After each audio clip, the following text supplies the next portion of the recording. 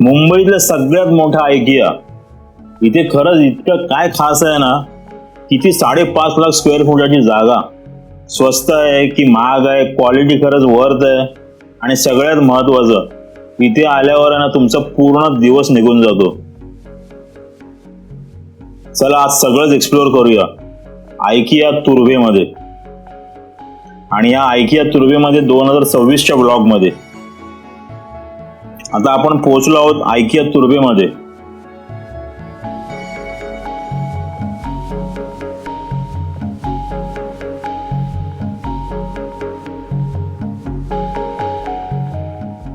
पहिल्यांदा आत येताना ना एकदम एअरपोर्ट सारखी फिलिंग येते. सगळं मोठं व्यवस्थित आणि खूप क्लीन. आणि ते पहिल्यांदा येताना पण त्यांनी काय केलंय, एस्केलेटर ठेवली आहे, त्याच्यातून असं वाटतं विमानातच घुसतोय.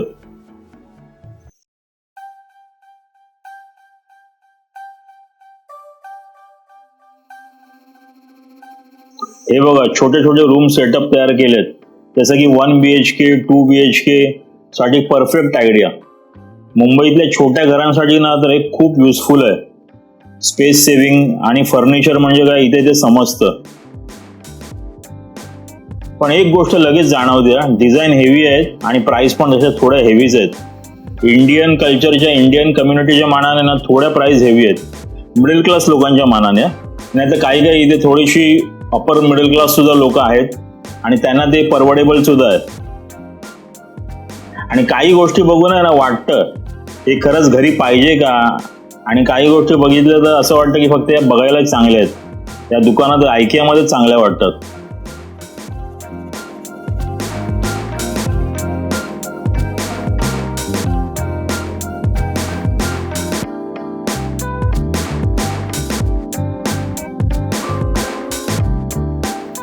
आता आपण आलो आहोत सगळ्यात शेवटच्या म्हणजे खालच्या ग्राउंड सेक्शन मध्ये.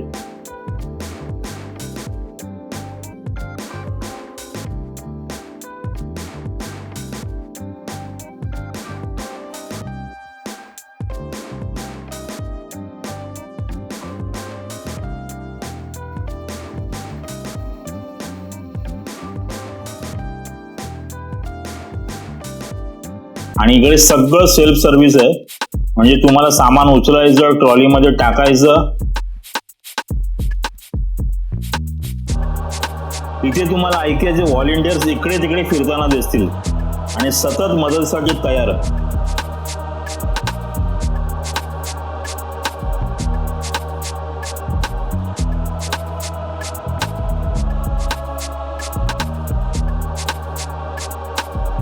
आणि खरं सांगायचं ना, इथे फिरताना वेळ कसा जातो कळत नाही. आणि हे बघा बाथरूम मध्ये ठेवायचं ब्रश. फॉरेनर लोकांचं आहे ना खूप नखरे असतात. नाहीतर आपण भारतीय लोक त्यांनी काय केलं असतं, दरवाजाला किंवा भिंतीला एक खिळा मारून काम भागवलं असतं. इथे एक मजेशीर गोष्ट जाणवली. मी शूटिंग करतोय ना, हे बघून बरेच लोक स्वतः शूटिंग करायला लागले आणि आयकियाचे व्हॉलेंटियर्स पण माझ्याकडे बघत होते.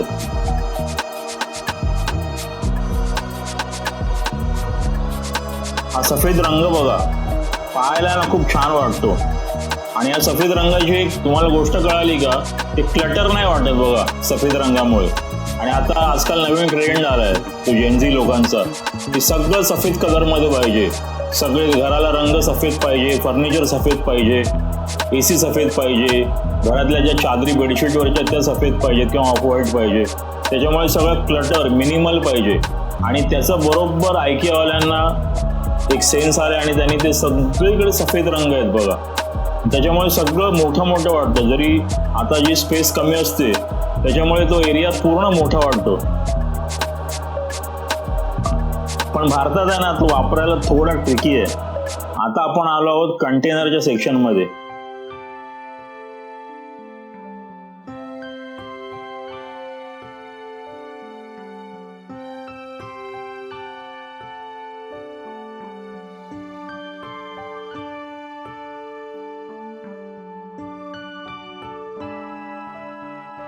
आणि इथे एक गोष्ट लक्षात येते, परत परत तीच लोक वेगवेगळ्या सेक्शनमध्ये दिसतात. पहिली ग्राउंड फ्लोअरवर, मग फर्स्ट फ्लोअर, मग सेकंड फ्लोअर, आता परत ग्राउंड फ्लोअरवर, आणि तिन्ही भागामध्ये तुम्हाला दिसतील.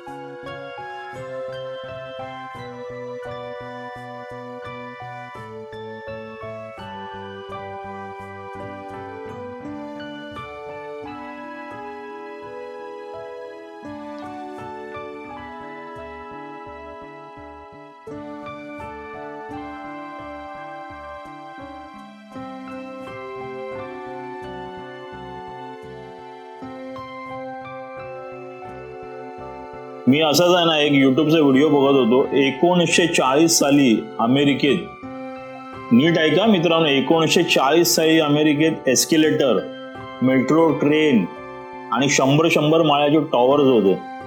आणि आपल्याकडे आत्ता कुठेतरी स्टेशनवर एस्केलेटर येतात आणि ते सुद्धा पीक अवरच्या वेळेला बंदच असतात.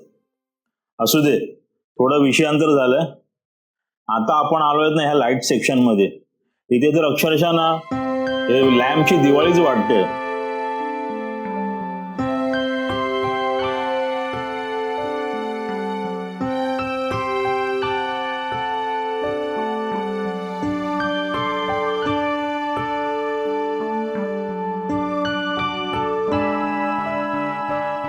आणि ह्या पिवळ्या पिशव्या यायला घरी न्यायला दिल्या ना तर भारीच होईल. डीमार्टचं सामान तरी भरता येईल.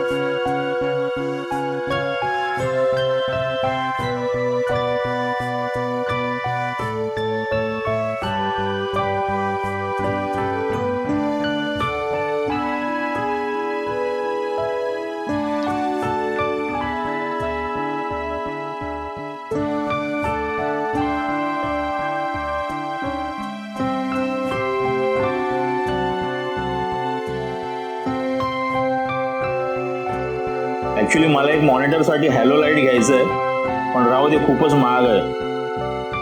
प्राइस बघून आहे ना थोडा शॉक बसतो. पण एक गोष्ट नक्की, इथल्या वस्तू आहेत ना, महाग असल्या ना तरी क्वालिटी खूपच भारी आहे आणि टिकाऊ पण आहेत. आणि खरं सांगायचं तर ना, व्हॅल्यू आहे, पैशाची व्हॅल्यू या वस्तूंमध्ये मिळते.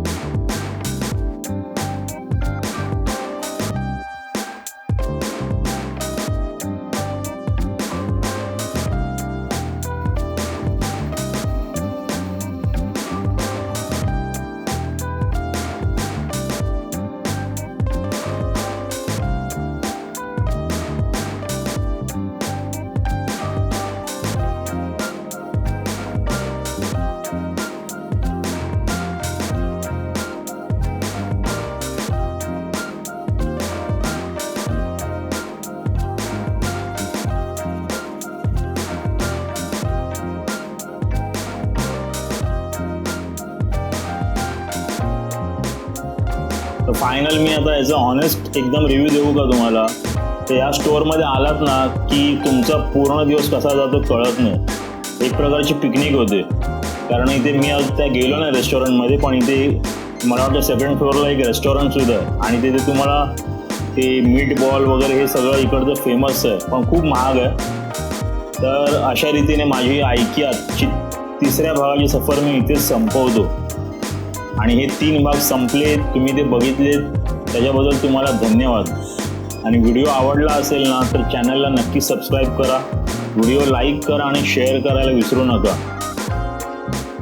धन्यवाद मित्रांनो.